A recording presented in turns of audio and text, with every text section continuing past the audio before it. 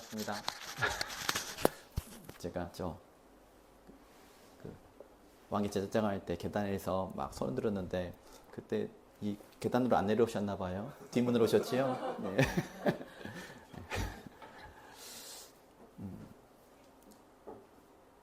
원래 오늘 말씀이 징조 말씀을 전해야 되는데 어제 말씀을 바꿨어요. 이 말씀으로 나눠야 되겠다라는 마음이 들었습니다. 말씀을 이렇게 시작하겠습니다. 아버지의 수첩에 아버지가 수첩을 가지고 있습니다. 아버지 어른들은 꼭 오래된 빛 바랜 수첩들을 좀 가지고 다니시는 분이 좀 계십니다. 근데 아버지는 그 수첩이 뭐라고 절대 버리지 않습니다. 이사할 때에도 짐을 정리할 때에도 늘 그 수첩이 있습니다. 그래서 아들이 아버지에게 묻습니다. 아버지, 그 낡은 수첩 뭐예요? 왜 버리지 않으세요? 아버지가 잠시 수첩을 바라보다가 이렇게 말합니다. 이 수첩은 내가 가장 무너졌던 그 밤에 쓴 것이야. 그 밤이 없었다면 지금의 나도 없었을 거야 라고 얘기합니다. 아들은 이해하지 못합니다. 왜 가장 힘든 날을 기억하려고 하십니까? 지워버리면 되지 않아요? 덮어두면 되지 않습니까? 이렇게 아들이 말을 했습니다. 오늘 제가 말씀드린 이 예화와 가장 비슷한 말씀이 오늘 하나님의 마음입니다. 하나님께서 이스라엘 백성에게 오늘 제가 조금 전에 드렸던 말씀과 똑같은 말씀을 하십니다.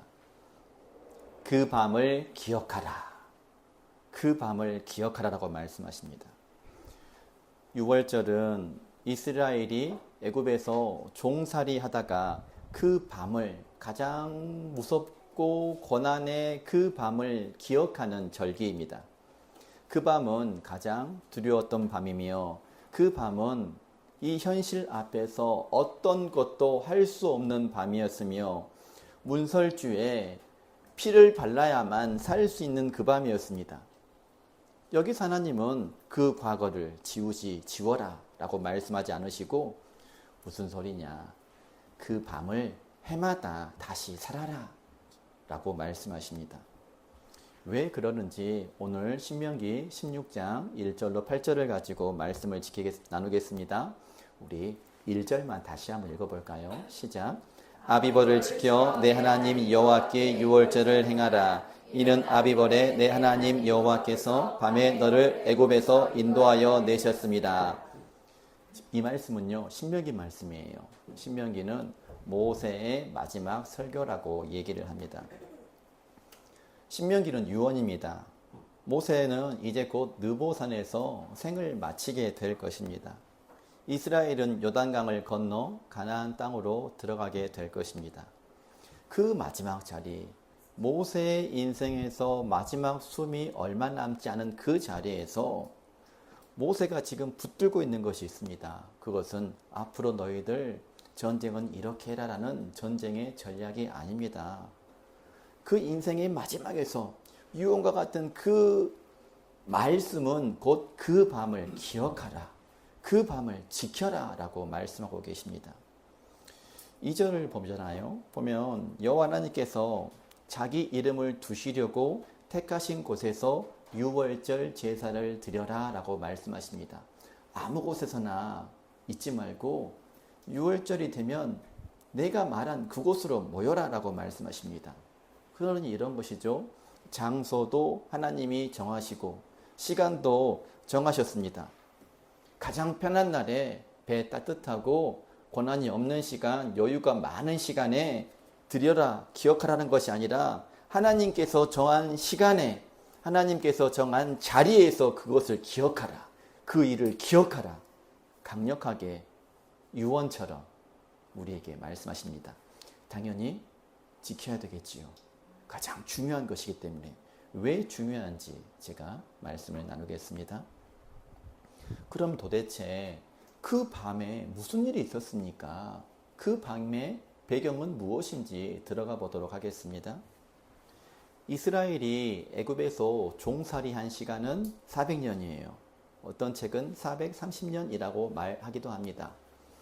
여러분, 임진왜란이 몇 년도에 일어난 줄 아십니까? 1592년이에요. 쉽게 말하면 임진왜란에 있었던 그 일을 오늘 2026년 똑같이 기억해라. 그 이야기를 하고 있는 것이지요. 그 시절부터 우리로 말하면 임진왜란 때부터 이스라엘은 고통 가운데 있었습니다. 채찍 가운데 있었습니다. 이름도 없었어요. 지금 우리나라가 왜 무서우냐면 자유라는 단어가 사라지고 있습니다. 여러분 주위 나가서 봐보세요. 자유란 얘기를 예전만큼 하지 않아요. 이스라엘이 자유가 그 단어가 없었습니다. 이스라엘은 이름도 없었어요. 이스라엘은요 아이를 낳아도 빼앗긴 인생이었습니다. 엄청나게 눈물을 흘리며 오는데 아무도 들어주지 않았습니다. 그 긴 침묵 끝에 400년이 흐른 후에 하나님께서 찾아오셨습니다. 그것이 그 밤이었어요. 그들이 기억해야 되는 그 밤이었습니다. 여기서 1절에서 약간 어색한 단어가 있지요. 아비벌입니다. 이 아비벌은 이스라엘의 종교 달력의 1월달을 아비벌이라고 말합니다. 이 아비벌의 뜻은 뭐냐면 보리 이삭이 여물기 시작하는 봄이다.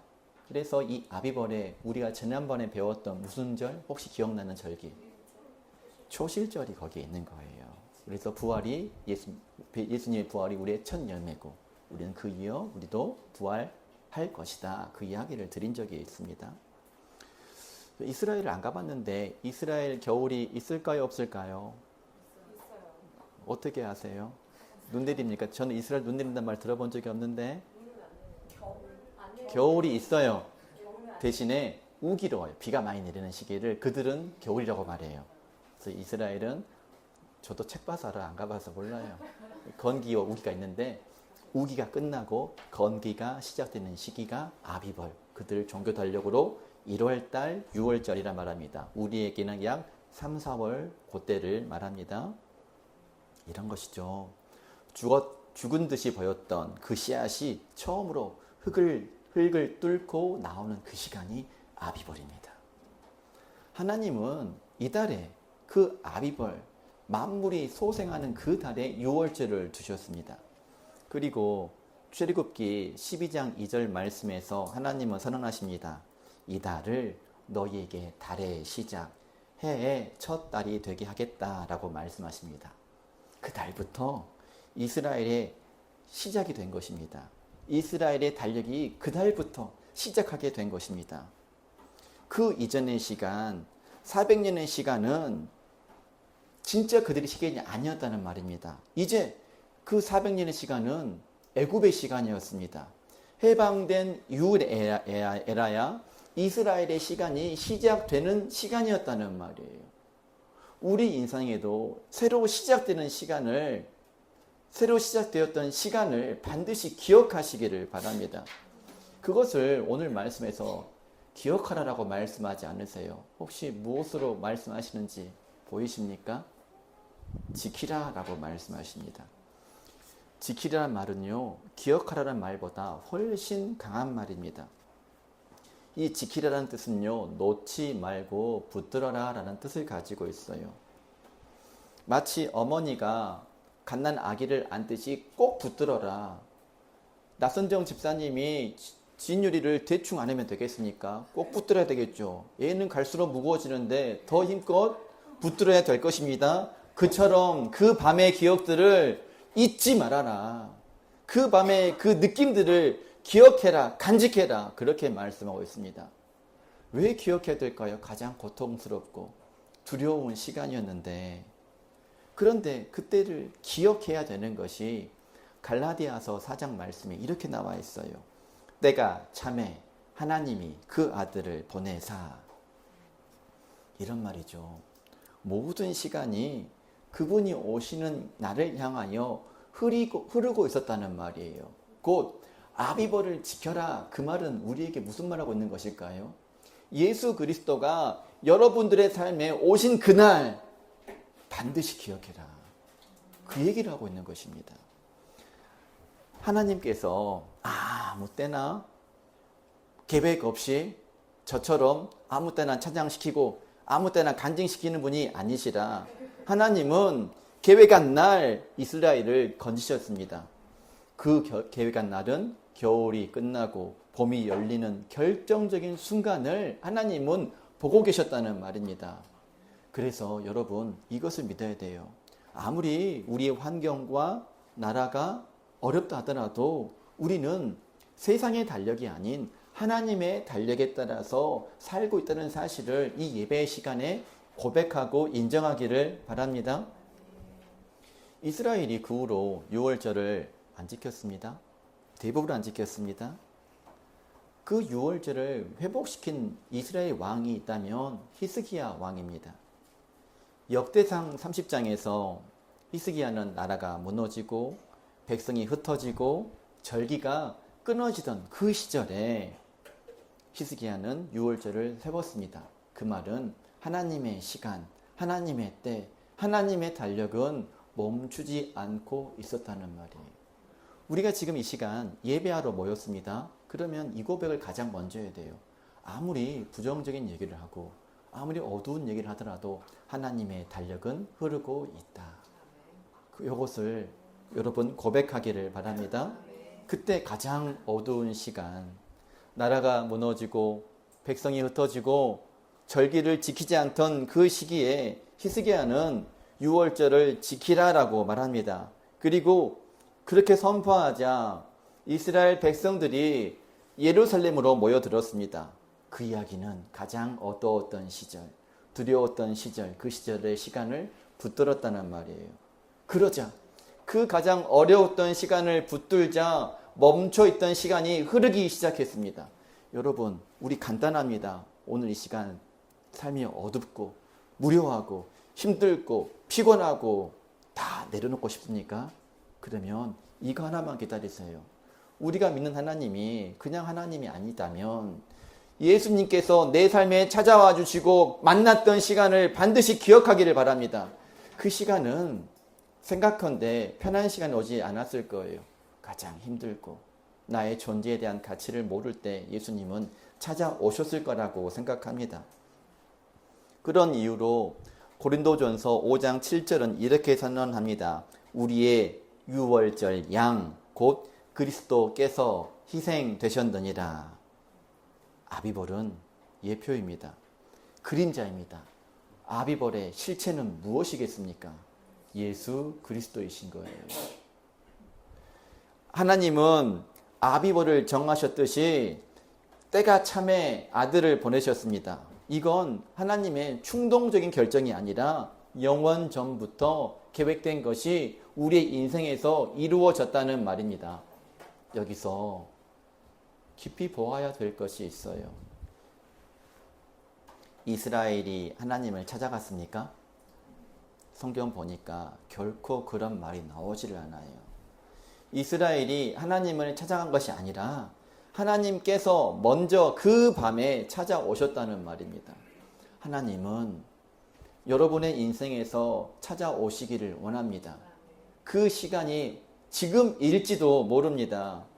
이스라엘이 그 기억을 잘 붙들었기 때문에 구원받은 것이 아니라 하나님께서 벌레와 같은 야곱의 인생을 기억하셨기 때문에 찾아오신 것입니다.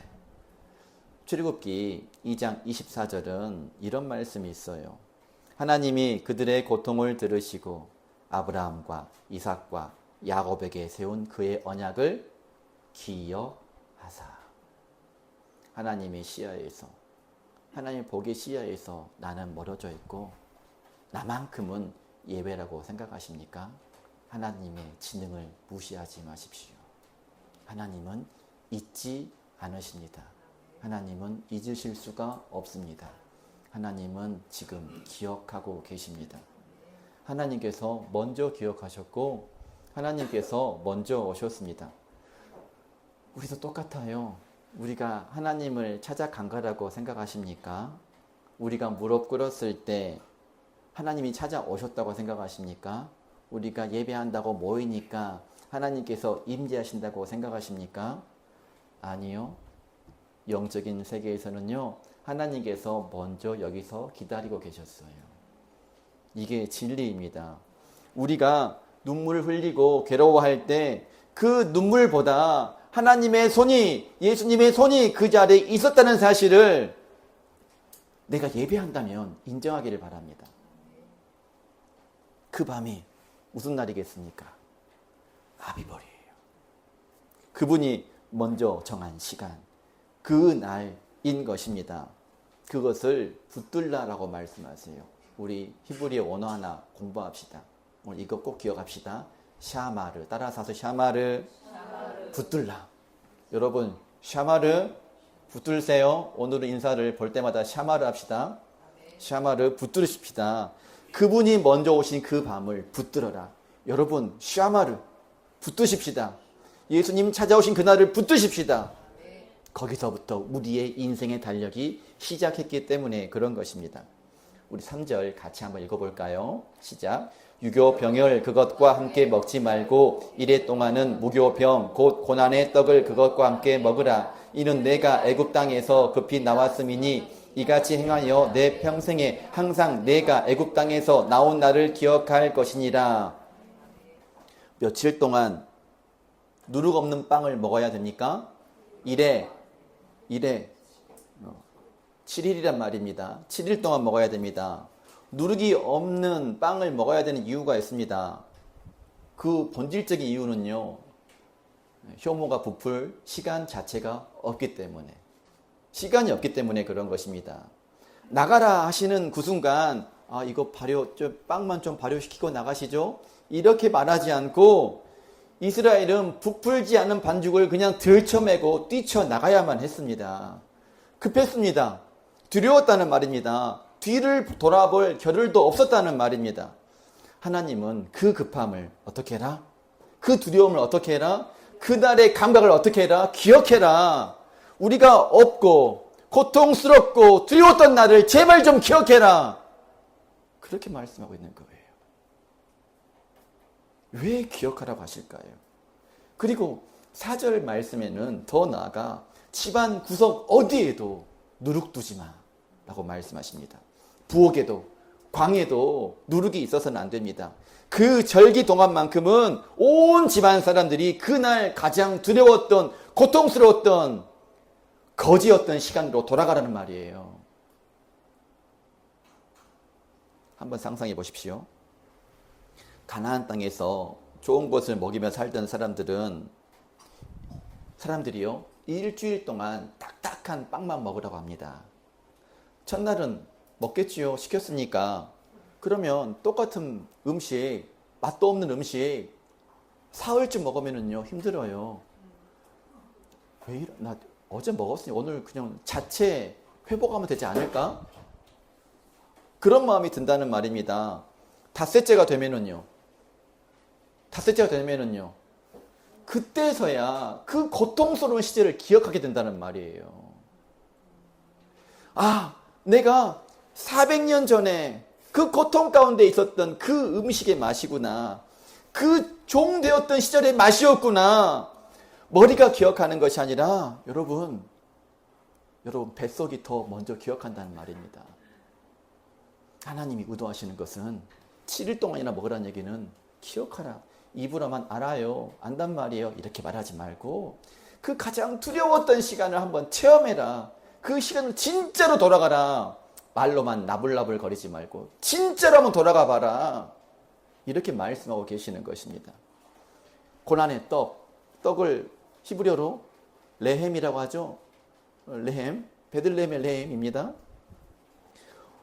오니는 가난, 압제란 시간을 가지고 있어요. 그들이 먹은 빵은 배부른 빵이 아니라 종되었던 시절의 빵, 신혼생활 단칸방에서 아내와 같이 먹었던 식은 밥, 김치 한 조각, 그것을 기억하라는 말입니다. 종살이 했던 그 시절의 냄새를 기억하라는 말입니다. 그리고 무교병은요, 납작하고 딱딱합니다. 부풀어 오지 않았어요. 여러분 먹어봤어요? 효모가 없으면 맛 없어요. 진짜 맛탱가리가 없단 말입니다. 그런데 그것을 무엇하기 위하여? 기억하게 하기 위해서 먹으라라고 말씀하십니다. 샤마르 뭐라 했습니까? 훌륭합니다. 히브리인들의 기억은요, 머리로만 하는 기억이 아니에요. 히브리인들이 기억한다는 것은요, 그 시간 속으로 들어가라, 그런 의미를 가지고 있어요. 머리로 기억하지 뭘로 기억해라? 혀로 기억해라. 위장으로 기억해라. 그 떡을 씹을 때 뭘 기억해라? 아, 맛있다, 맛없다, 그 얘기하지 말고 그 고통스러웠던, 그 두려웠던 그 시간을 한번 들어가 봐라. 그렇게 말씀하고 있는 거예요. 사람은요, 나이를 먹으면은요, 어렸을 때 먹을 음식을 그리워해요. 저 같은 경우는요, 우리 어머니께서 김치찌개에다가 조기를 잘 구워주셨어요. 그것이 그냥 저한테는 말 그대로 소울푸드인 거예요. 그걸 보고 있으면 바삭바삭 이는 조기 껍질을 보고 있으면은요, 그 상위에 놓였던 그 식탁이 생각이 나요. 그때 그런 모습이 생각이 납니다. 하나님이 이 원리를 우리 영혼 가운데 주신 것이지요. 언제 동안? 무려 7일 동안 고난의 떡을 씹어 먹으면서 기억해라. 내가 그 밤에 찾아왔음을 기억해라. 그 얘기를 하고 있는 것입니다. 머리는 잊어도 몸은 기억합니다. 여러분, 그래서 몸은 기억한다는 책이 있어요. 진짜 두껍거든요. 한 900페이지 되는데 한번 읽어봐요. 재밌어요. 재밌습니다. 우리 그러면 무엇을 기억해야 될 것인지 성경에서 말하는 최후의 만찬 자리로 한번 들어가 보도록 하십시다. 누가복음 22장 15절 말씀에서는 이렇게 말합니다. 이르시되 내가 고난을 받기 전에 너희와 함께 유월절 먹기를 원하고 원하였노라. 이제 느낌이 오시죠? 기억해라는 말이겠죠. 예수님은 유월절에 먹고 싶으셨습니다. 무슨 말이겠습니까? 같이 기억하고자 한 거예요. 잊어먹지 말아라. 내가 너희의 떡과 너희의 피가 된 것을, 생명이 된 것을 잊어버리지 말아라. 간절히 원하셨습니다. 그러면서 유월절 무교병을 드시면서 말씀하십니다. 이것은 너희를 위하여 주는 내 몸이라. 이것을 행하여 나를 기념하라. 기념이 단지 머릿속으로 기억하라는 의미인지 아닌지 아실 것입니다. 무슨 뜻이겠습니까? 그 시간으로, 다시 그 자리로, 내가 너와 그 죽음을 앞두고 그날 밤에 너희 함께 먹었던 그 자리, 그 시간으로 돌아가라는 말이에요. 그 밤, 그 떡, 그 피, 우리를 위하여 찢겨 주었던 그 시간의 현장 속으로, 우리를 위하여 흘려진 그 피의 현장 속으로 다시 돌아가라. 그래서 우리가 성찬식을 하고 있는 거예요. 고린도전서 11장 26절에서 너희가 이 떡을 먹으며 이 잔을 마실 때마다 주의 죽으심을 그가 오실 때까지 전하는 것이니라. 여러분, 우리가 성찬식을 하는 이유는 그거예요. 그 밤, 그날 가장 두렵고 외롭고 힘들 때 찾아오신 예수님, 나의 생명이신 예수님을 온 몸을 향하여 기억하라. 그 이야기를 하고 우리가 실행하고 있는 것입니다. 그런 이유로 성찬이라는 것은요, 과거를 기억하는 동시에 미래를 선포하는 행위입니다. 그 밤에 생명을 주신 예수님을 먹고 마시면서 다시 오실 예수님을 기다리는 그 실제적인 시간이 성찬의 시간이 되는 것이지요. 그런데 여러분, 살아보잖아요. 사람을 망각의 동물이라 그러지요. 이상합니다. 너무 잘 잊어버리는 것 같아. 예. 여러분들만 특별히 그런 것이 아니라 우리 사람은 원래 잘 있습니다. 여러분, 지금 살만하시죠? 아무리 이러네 저러네 해도. 그렇죠? 사람은요, 예수님 만나기 전에 내가 어떠했는지 잘 기억 못 하더라고요. 내가 얼마나 외롭고 두렵고 깊은 곳에 있었는지 잘 모르더라고요. 왜 그럴까? 생각해 봤습니다. 창피하니까, 부끄러우니까. 그래서 우리는요, 그것을 딱 묻어두고요, 신앙이 오래되면은요, 가장 먼저 변하는 게 있어요. 나는 원래부터 믿음이 있었던 고상한 사람이야 라고 착각하게 됩니다. 사람이 원래 그렇습니다. 그러면 여러분, 나는 원래부터 고상한 사람이야, 믿음의 사람이야 라고 생각하는 순간 삶에서 무엇으로 그 모습이 나타난 줄 아십니까? 감사를 잊어버리더라고요. 희한해요. 광야에서 이스라엘은 하나님께서 기적적으로 하늘에서 만나를 공급하심에도 하나님께 감사합니다 얘기 안 했어요. 왜? 하루만 먹은 것이 아니라 계속 먹으니까, 질리도록 먹으니까. 그래서 감사 대신에 불평을 늘어놓습니다. 감사 기도해야 될 시간에 투덜거립니다. 그러자 하나님께서 이렇게 말씀하세요. 민수기 11장 4절 6절 말씀이 이렇게 말씀하십니다. 울고 싶느냐? 그러면 내가 실컷 먹게 해줄게 라고 말씀하십니다. 말 그대로 콧구멍에서 고기 냄새가 날 때까지 먹게 될 것이다 라고 말씀하셨습니다. 심리학적으로요, 연구를 해봤어요. 있잖아요. 불평하는 사람은요, 원 없이 불평하면 불평이 멈춰질까요? 끝없이 나올까요? 원 없이 불평 한번 해보세요. 심리학적으로 나왔어요. 원 없이 불평하는 사람은 그 불평이 끊이지 않고 나온다. 연구 결과가 있습니다. 아무리 불평하는 사람에게 후히 베풀고 나누고 배려 있는 선물을 주어도요, 여러분 아니에요. 다른 사람들은 여전히 받은 거 생각한 것이 아니라 그 와중에 불평할 거리를 찾습니다. 저 사람 줄 때 선물을 사랑스러운 눈으로 안 줬어. 줘도 필요 없는 것만 줬어. 이렇게 생각할 수 있다는 말입니다. 사람은요, 죄성이 있어서 불평할수록 불평할 거리를 더 찾습니다. 그런데 여러분, 현실은요, 우리의 불평보다도 은혜가 더 큰 것이 현실입니다. 심지어도요, 사람이 불평하기 시작하잖아요. 그러면 이제 선을 넘어요. 어떤 선을 넘냐면 축복도 불평하게 됩니다. 한번 들어보세요.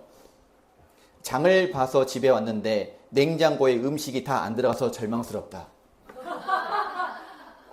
대답해 보세요. 이상하죠? 뭐 해야 될까요?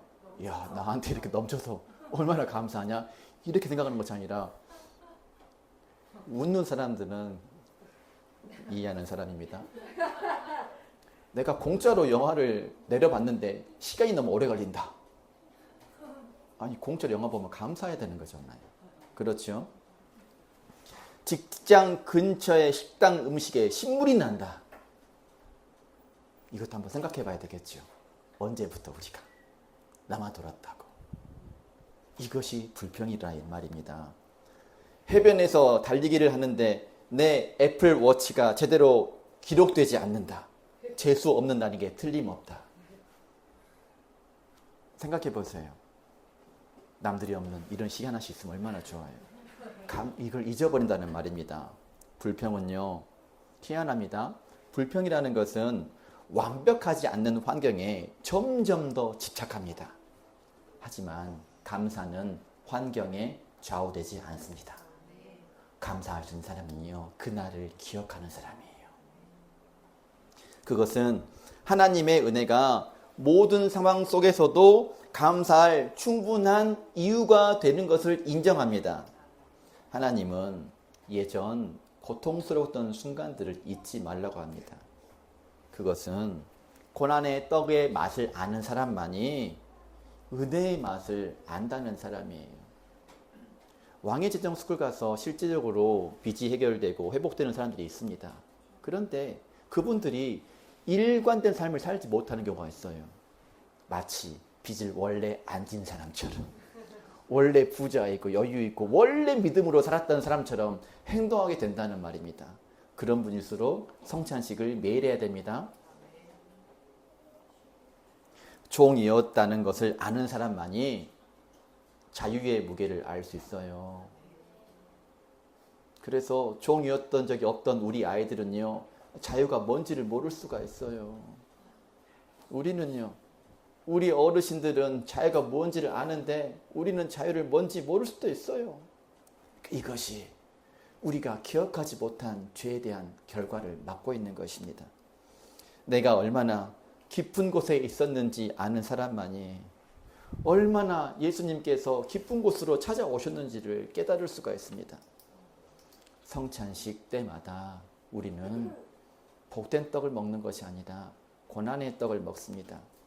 그 딱딱한 빵을 씹을 때마다 우리 몸이 기억해요. 내가 한때 죄의 종이었구나. 그분의 몸이 찢겨지셨다는 것이 내 인생에서 무겁고 불편한 기억이지만 바로 그 기억이 예수님을 떠나서 살지 않도록 만드는 힘이 된다는 말입니다. 은혜는요, 가장 아플 때 달콤합니다. 그 고난의 떡을 아는 사람만이 은혜의 떡의 깊이를 가장 잘 맛볼 수 있습니다. 우리 5절, 6절 다시 한번 읽어봅시다. 시작. 유월절 제사를 내 하나님 여호와께서 내게 주신 각성에서 드리지 말고 오직 내 하나님 여호와께서 자기 이름을 두시려고 택하신 곳에서 내가 애굽에서 나오던 시각 곧 초저녁 해질 때 유월절 제물을 드리고. 말씀 보니까 유월절 그래 혼자서 예배해야지 라고 말씀하지 않으셨어요. 각자의 성읍에서 편안히 기억해라 라고 말씀하지 않으십니다. 말씀에는 반드시 하나님께서 택하신 한 곳으로 모이라고 말씀하십니다. 우리 왜 이런 말씀하셨는지 당시 이스라엘 삶으로 돌아가 보겠습니다. 가나안 땅은 넓습니다.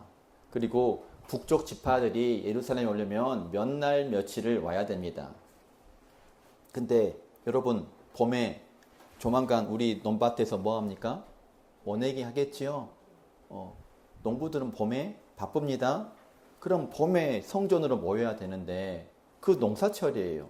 밭을 두고 길을 나선다는 결정이 쉬운 결정입니까? 아닙니까? 굉장히 어려운 결정이란 말이에요. 이 농업이라는 것이 때가 있어요. 심고 거둘 때를 놓쳐버리면 의미가 없습니다. 그리고 여러분 꼭 어디 교회만 올라가면 어쩌죠?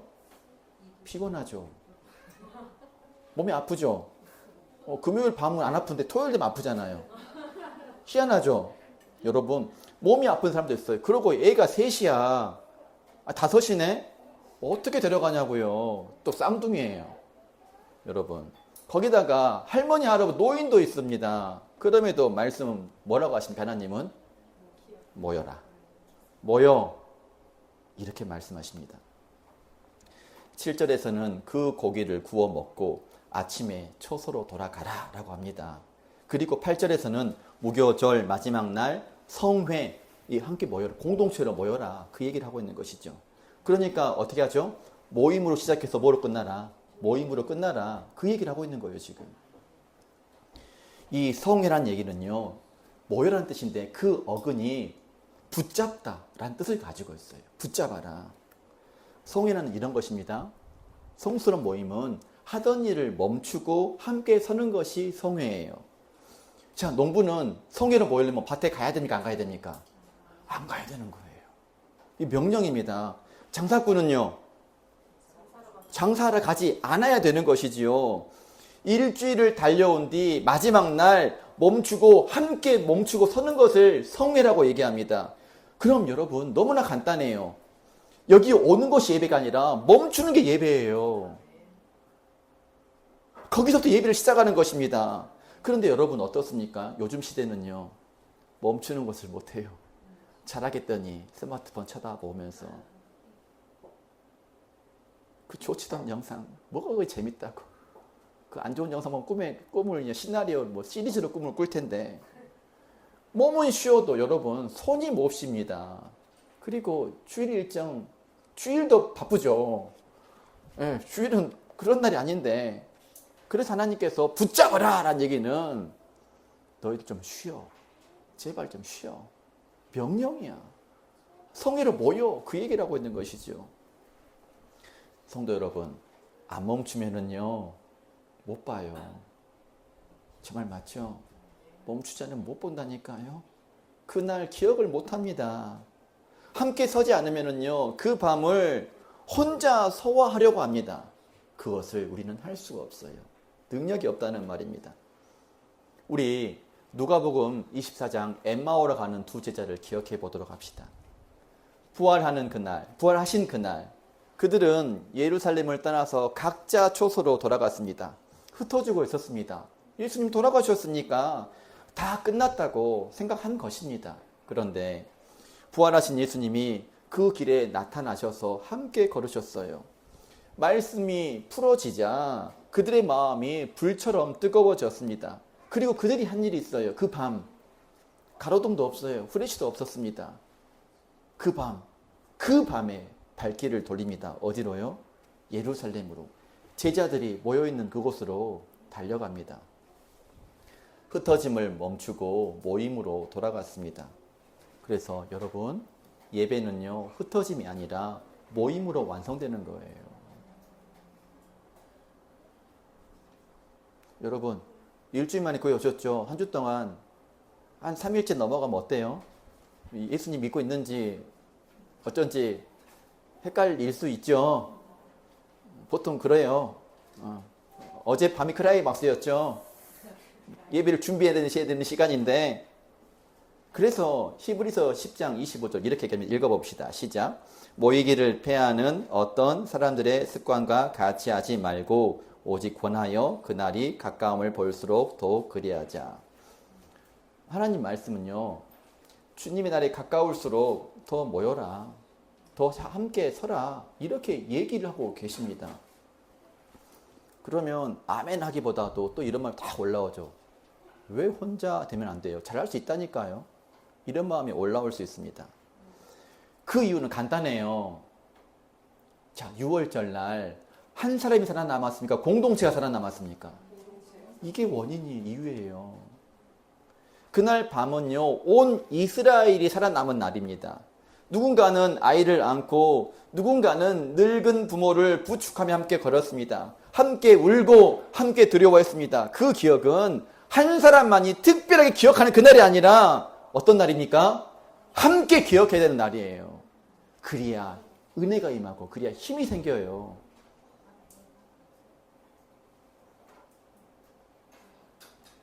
우리 에베소서 2장 13, 14절 말씀 혹시 있을까요? 시작. 이제는 전에 멀리 있던 너희가 그리스도 예수 안에서 그리스도의 피로 가까워졌느니라. 그는 우리의 화평이신지라. 둘로 하나를 만드사 원수된 것 곧 중간에 막힌 담을 자기 육체로 허시고. 피로 가까워지는 것이 하나님의 목표란, 원인, 이유, 목표라는 말입니다. 6월절 어린 양의 피는요, 이스라엘 각 집안에 기둥 문설주와 문지방에 발라져 있었습니다. 그 피가 흩어진 집들을 하나로 묶었습니다. 마찬가지입니다. 이곳에 그리스도의 피가 뿌려져 있습니다. 각자의 삶에서 각자의 밤을 보낸 우리를 하나로 묶는 것은 그리스도의 피입니다. 그 피가 공동체로 묶고 있는 것입니다. 왜입니까? 왜입니까? 나만 어렵게 힘든 날 보냈어요? 솔직히 나만 어렵게 힘들었어요? 우리 모두가 다 힘들었잖아요. 우리 모두가 같은 밤 그 날을 보내지 않았습니까?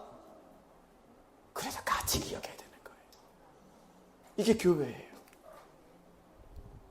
사도행전 2장을 보면 오순절 제자들이 다 같이 한 곳에 모였더니 라고 했습니다.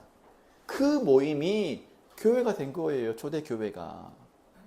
그 모임이 오늘로 말하면 6월절 완성이 된 것이라는 말입니다. 어린 양의 피로 하나가 된 공동체, 이것을 세상 정부가 분해시킬 수 있겠습니까? 금지시킬 수 있겠습니까? 이것이 교회예요. 오늘 우리가 그럼 봅시다. 이 자리 와 있는 것이 우연이라고 생각하십니까? 하나님께서 우연이란 단어가 있던가요? 없었습니다. 여러분 물어보고 있는 거예요. 여러분 지금 이 자리에 있는 것이 우연이라 생각하시냐고요? 내 의지로 결정할 수 있는 것이라고 생각하십니까? 그것이 인본주의입니다. 그건 그런 자리가 아닙니다. 우리는 지금 우연히 모여있는 것이 아니라 각자의 삶에서 각자의 어두운 밤을 보낸 사람들이 나의 구주 예수님 이름으로 모인 것 아닙니까? 그래서 여러분 예배는요, 모이는 것 자체가 예배가 되는 것이죠. 함께, 여러분, 공동체니까 함께 기억합시다.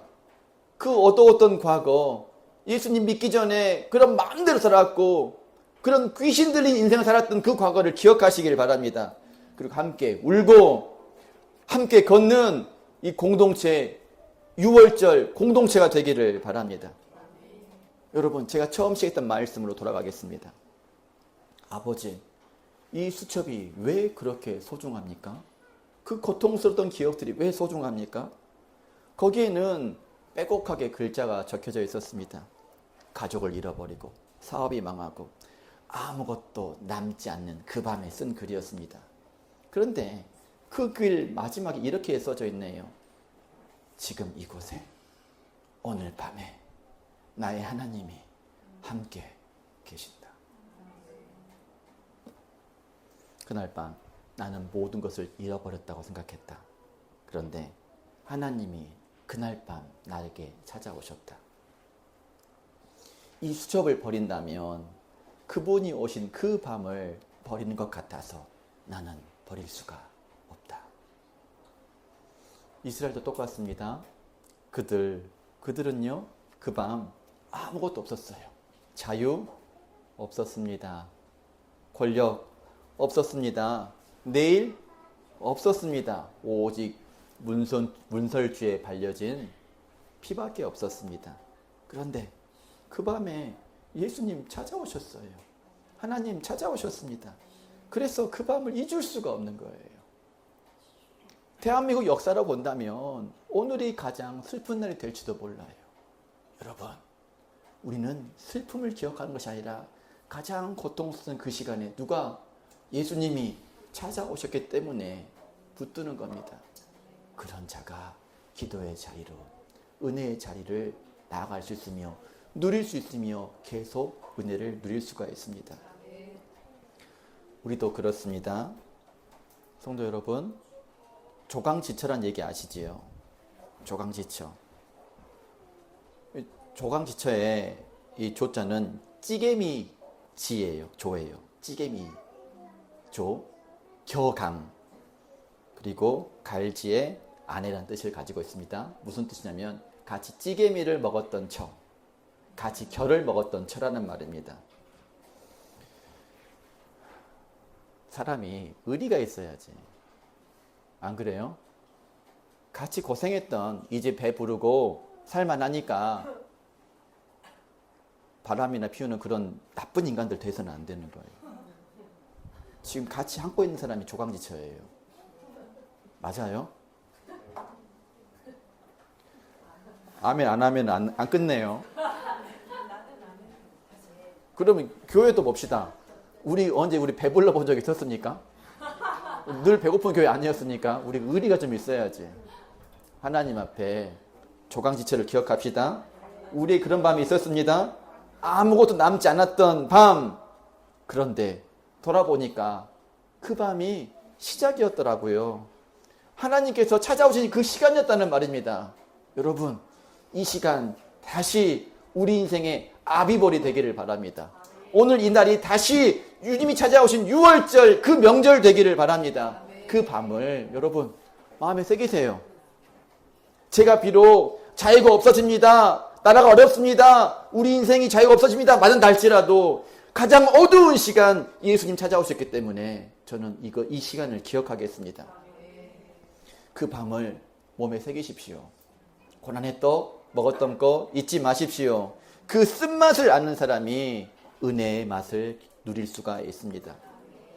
그리고 급히 기억하십시오. 혼자만 살아남은 것 아니에요. 나만 힘든 거 아니에요. 다 힘들어요. 그래서 우리는 모여 있는 것입니다. 6월절 어린 양이 십자가로 드려지었습니다. 우리의 달력이 시작되고 있어요. 달라졌습니다. 그 밤 이후로 혼자라고 억지 부리지 마십시오. 혼자가 아닙니다. 그 밤 이후로 우리는 죽음도 우리를 묶을 수가 없는 존재가 되어버렸습니다. 오늘 이 자리에서 그 밤을 다시 먹기를 바랍니다. 그래서 오늘 말씀이 그 밤을 먹으라로 쓴 것입니다. 고난의 맛, 피의 무게, 새벽의 기적을 천천히 몸으로 기억하시고 은혜를 간절히 사모한다면 우리 공동체에도 우리 개인에게도 보혈이 뿌려져 돌파와 그리고 해방과 자유의 은혜가 우리를 기다리고 있을 것입니다. 그것이 우리를 살게 합니다.